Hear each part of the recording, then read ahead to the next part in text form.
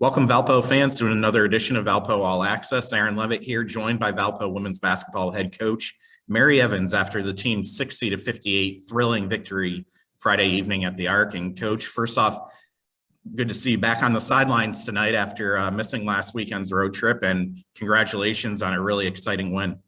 Yeah, thank you. It was good to be back. It's been a long few days being away from this team, and they did a fantastic job through my absence and some absence of their teammates of staying focused, and they had a good week of practice. And so I was excited to be able to come back today and try to help them, in this game against UNI, and they did a fantastic job tonight. A comeback from a 13-point deficit in the fourth quarter to earn the 2-point victory. And, in your eyes, what was the difference between the first 30 minutes plus the first possession of the fourth quarter and then the 10 minutes that ensued after that allowed the team to be able to complete the comeback? Yeah, I thought we played a good first half. We had some missed free throws. We gave up a buzzer beater 3 at the end of the first quarter. But I thought for the most part, other than letting a couple of their 3-point shooters, we had identified 2 kids that we really didn't want to allow having 3-point shots. And they got about 7 off there in the first half and made, I think, 5 of them. So that was kind of the big problem that we found in the first half. We thought our defense wasn't great. We weren't identifying those shooters. We had some possessions where we came down and made some big plays offensively, and then just didn't have the focus to get back and get matched up, and gave some easy baskets back to them. So we talked about it halftime, being better defensively. And I actually told them, I thought if they really wanted to win the game, they were going to have to hold them to probably 25 points in the second half. And I was not sure that was going to happen after the third quarter. I thought we defended well in the third quarter. We just really, really struggled to keep them off the offensive glass. So again, we talked about it in the fourth quarter, just trying to get stops, securing rebounds, running good offense, attacking them offensively. I thought we did a fantastic job driving basketball tonight and getting to the rim, putting a lot of pressure on them and taking really good 2-point shots. So I think that was the biggest difference. I thought the group that played in the fourth quarter finished a lot of those defensive possessions with defensive rebounds, and that allowed us to get down the court and to run offense. And we had some players make plays, and that's what we talked about doing. I told them they're all very good players, and at some point in time, players have to make plays, both offensively and defensively. And I thought, Grace had some good takes. Leah had some good takes. I thought probably the best of the year, Shea pushed tempo, and we got some easy baskets in transition. Even in the fourth quarter, we had a really beautiful pass to Maya in transition. So, the players play, and they made plays tonight, and they made plays when it counted, and they stayed together, and they didn't freak out. They really did a great job maintaining their composure, and they never felt like they were out of the game. And that's a testament to them and their maturity. Yeah, and I think you look at some of your comebacks from double-digit deficits in the past, and it's been kind of quick comebacks because you've been shooting threes and hitting them, boom, boom, boom, and all of a sudden 10 points is nothing. Right. I think the difference tonight is you hit 1 3, and it was a huge 3 during that stretch, Grace White tying the game.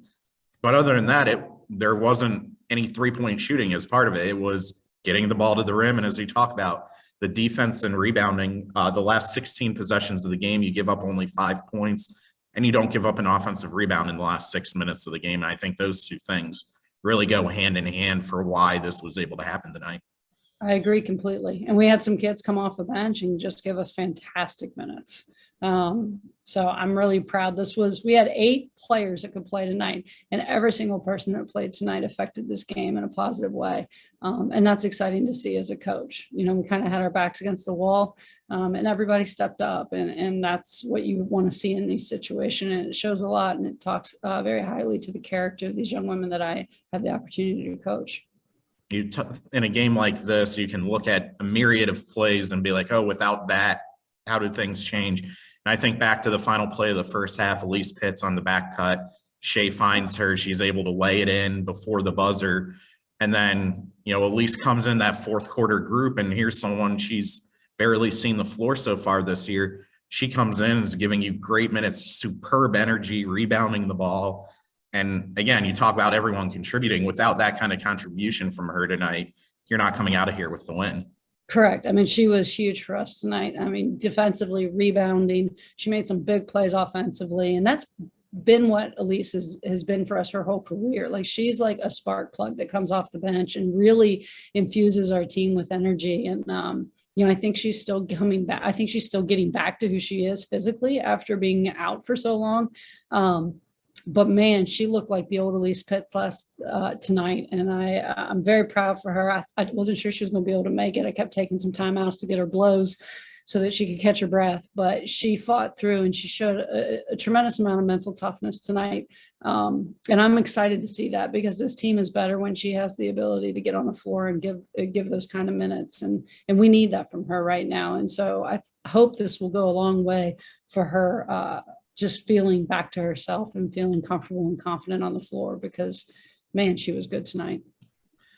I'll let you enjoy this one tonight. Won't ask you to go too in depth on Drake, the Sunday game, but I do want to touch on one of the challenges this year we're finding at this point is just in terms of scouting or even dealing with your own team, not knowing who might be available on a game by game or day by day basis, or then you look to scout, okay, who's going to be available for the other team, who won't be, like, how does that change what we need to do? How much of a challenge has it been for you as coaches to try to navigate that and help put the team in the best position?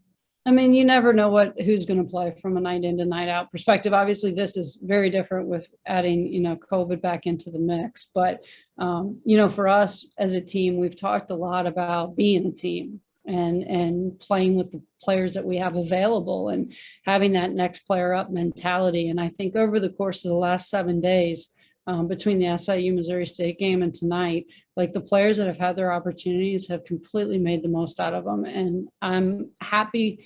And again, it speaks to who they are, because they stayed ready.